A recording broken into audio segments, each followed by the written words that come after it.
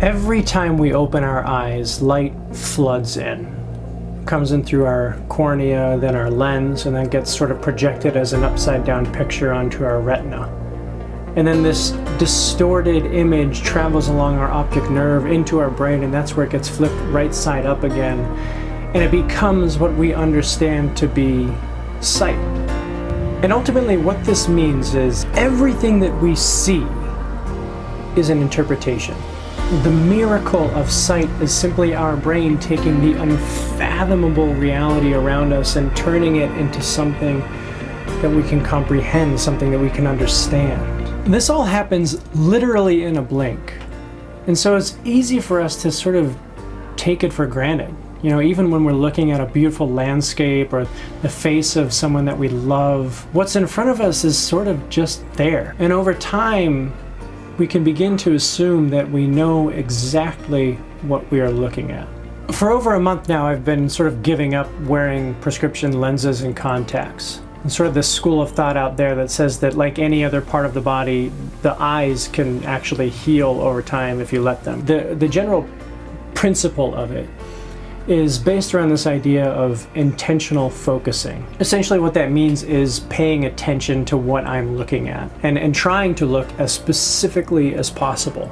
This is really difficult though, because the entire world tells us that we have to move as quickly as possible, that to be efficient is to get as many things done in a given amount of time. So we end up seeing the whole world based off of what we think we already know, because we just don't have the time to look at every single piece and aspect. And so what we do end up seeing becomes less vivid, lacking in color and clarity, life even. There's this book in the Bible written by the Apostle Paul, and he's writing a letter to the church in Corinth. And he tells them that right now, in this present time, the way we see the world is like if we're looking into a dim, misty mirror. And so nature and green space around our home shifts from potential gardens and sources of life into the yard. Meals go from opportunities for creativity and connecting with friends and family into pre-prepped frozen entrees and Netflix. And a story of sexual assault goes from an example of fierce bravery from someone who was harmed and a chance for us to become a community and to show empathy and solidarity into nothing more than a political partisan debate.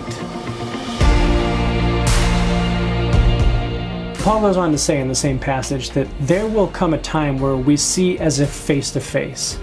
So not only through a mirror, but the clearest sense possible. Paul says, "Now I know only in part, but then I will know fully, as I am fully known."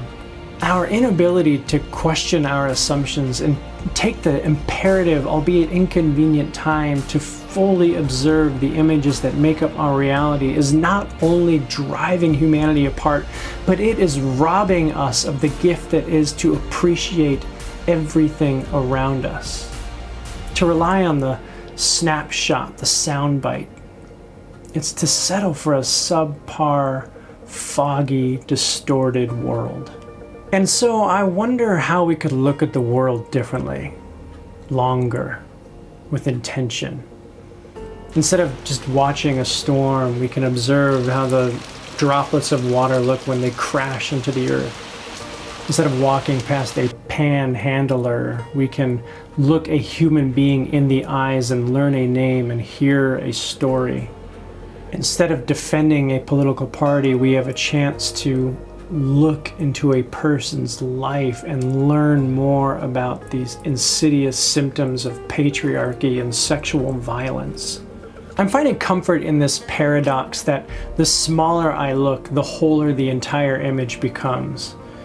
Because while it takes more time and it costs me my ego and my assumptions and my so-called knowledge, I'd rather see a clearer image of reality that convicts me than a distorted, dim one that is comfortable and familiar. I want to see this world as faithfully as I possibly can.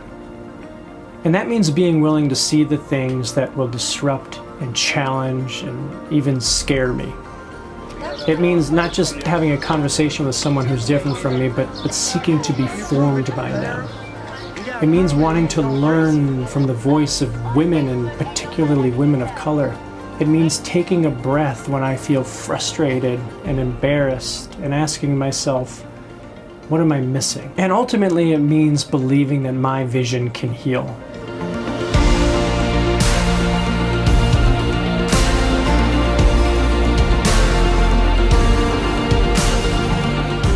That the way I see this world can continue to adapt, expand, deepen. And as someone with tremendous social advantage, I believe that this is my responsibility.